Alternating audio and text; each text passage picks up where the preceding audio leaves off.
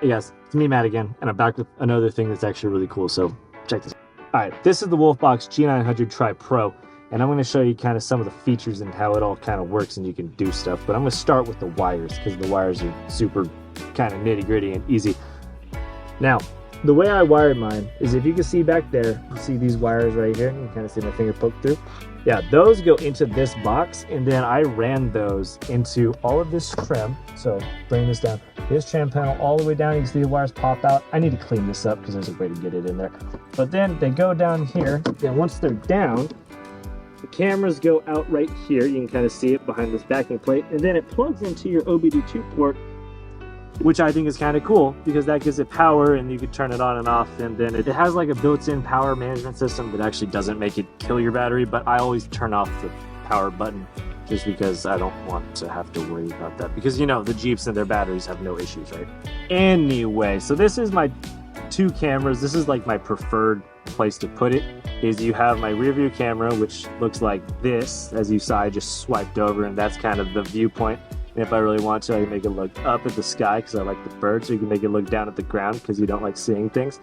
Or, like me, you can have it just face straight back. If you were curious, this is where I mounted the rear camera, and then I routed the wires to the frame. Now back in my car, that's that camera. It's super nice and pretty. Now this camera's kind of cool. Let me show you where I put this. Right there. Yeah, right there.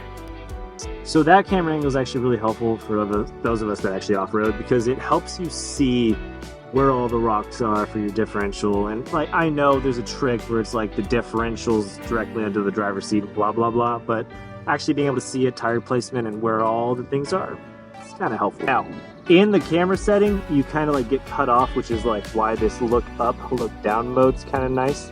But then, when you cycle back to this dual split mode, which you can kind of figure out what you want, it shows you almost the entire view that the camera has, which I really like this setting. So you can see what's behind you and what's underneath you. For us rock crawlers, they like to hit all the rocks on our differentials. That kind of helps with that. But the dash cam. Now the dash cam's a 4K camera.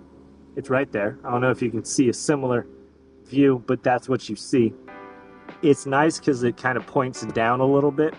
So when you do it, you can kind of see what's in front of you, which is why I didn't use it as a bumper camera. But here's the problem.